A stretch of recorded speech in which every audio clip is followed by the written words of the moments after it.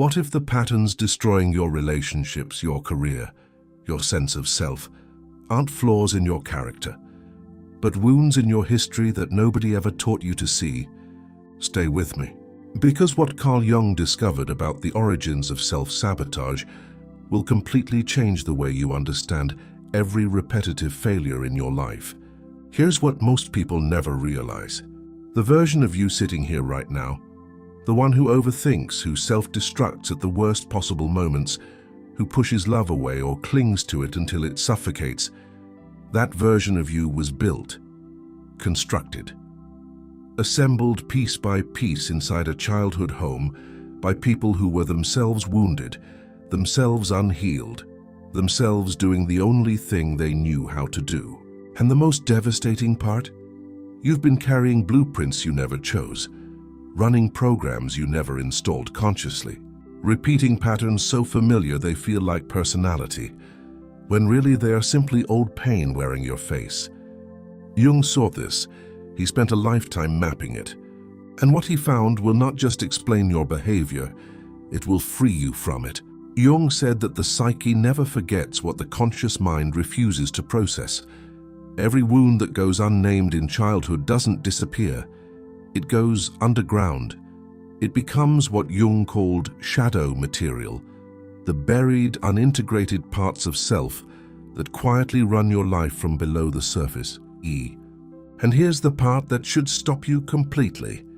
Jung discovered that these wounds don't just affect how you feel, they affect what you attract, what you create, what you unconsciously repeat over and over and over until the day you finally turn toward them and say, "I see you, I understand you, and I am ready to heal you."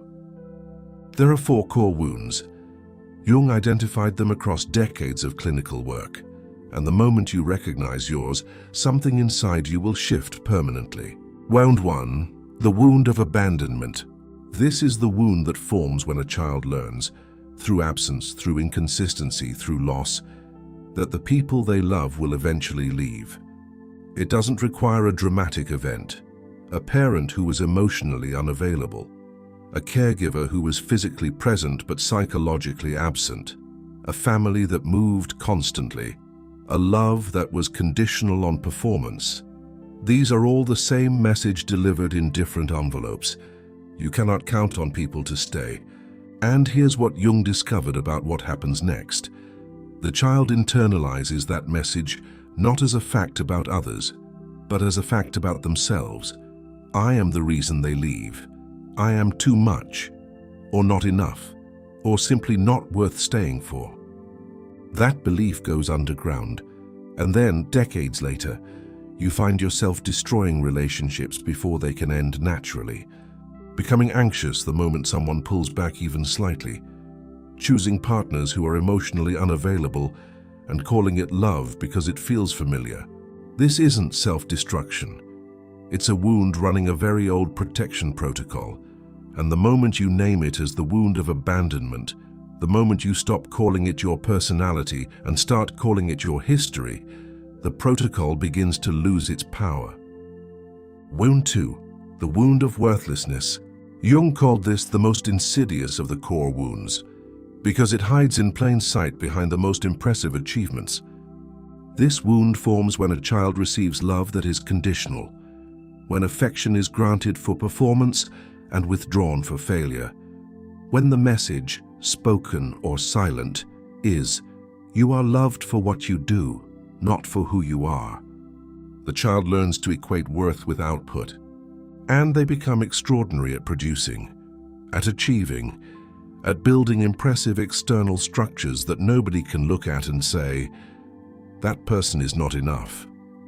But here's what Jung understood with devastating clarity. No external achievement can heal an internal wound. You can collect credentials, relationships, wealth, validation, and the wound of worthlessness will simply raise the threshold.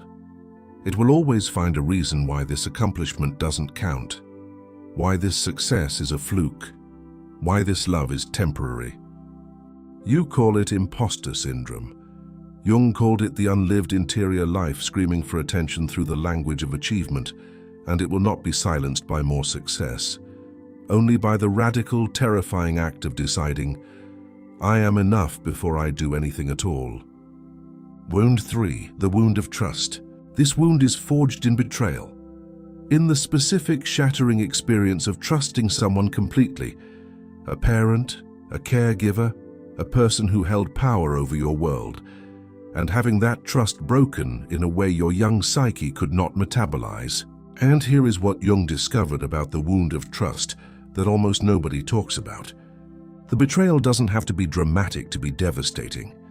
It can be as quiet as a parent who consistently minimized your reality, who told you that what you felt wasn't real, who rewrote events until you stopped trusting your own perceptions. Jung called this the severance from inner knowing, and it creates one of the most disorienting psychological states a human can inhabit, the state of not trusting yourself, of second-guessing every instinct, of deferring endlessly to others because somewhere in childhood your inner authority was systematically dismantled. The result? You attract people who confirm that you cannot trust yourself.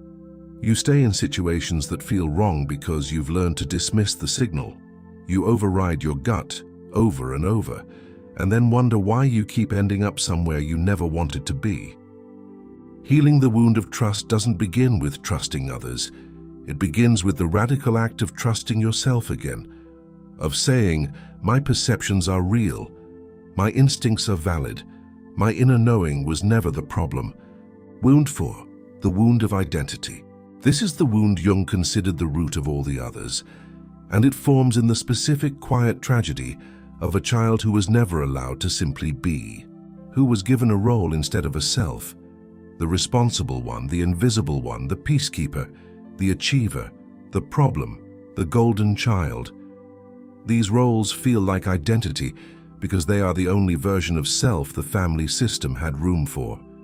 And the child, needing belonging more than oxygen, accepts the role, builds their entire personality around it, learns to navigate the world wearing a mask so consistent, so practiced, that eventually they forget there was ever a face beneath it. Jung called this the persona trap, and he said it was one of the most common forms of psychological suffering in modern life, the experience of living so completely in a constructed self that the authentic self becomes a stranger. You feel it as chronic emptiness, as the haunting sense that you are performing your life rather than living it, as the exhaustion of being permanently available to everyone else's needs while remaining profoundly disconnected from your own. Healing this wound requires the most courageous act in human psychology. Not achievement, not therapy alone, not self-improvement, but the slow, tender, revolutionary process of asking, who am I when nobody needs me to be anything? And then being willing to sit with the answer, however unfamiliar it feels. Now here is what Jung said about all 4 wounds that will reframe everything. He said that the goal of psychological healing is not to erase what happened. It is not to return to some imagined state of innocence that never fully existed. The goal, the only goal that actually works, is integration. To take the wound, to look at it directly, to understand exactly how it shaped you, what it cost you, what it taught you, and what it is still trying to protect you from. And then, consciously, deliberately, to choose a different response. Not because the wound was acceptable, not because the people who created it deserve forgiveness on any particular timeline, but because you deserve a life that is no longer governed by pain you didn't choose. Jung called this process the descent into shadow and the return to self. And he said something that very few people are ready to hear. He said that the people who do this work, who actually turn toward their wounds instead of spending a lifetime running from them, do not just heal themselves. They break the chain entirely. They become the person in their lineage who finally stopped passing the wound forward, who looked at what was handed to them across generations of unprocessed pain and said, "It ends here, with me, in this body, in this lifetime." That is not weakness. That is not self-indulgence. That is not navel-gazing dressed in psychological language. That, Carl Jung discovered, is the most powerful thing a human being can do. And it begins not with a dramatic transformation, not with a retreat or a revelation or a perfect therapeutic breakthrough. It begins with the simple, shattering act of finally calling your wound by its real name.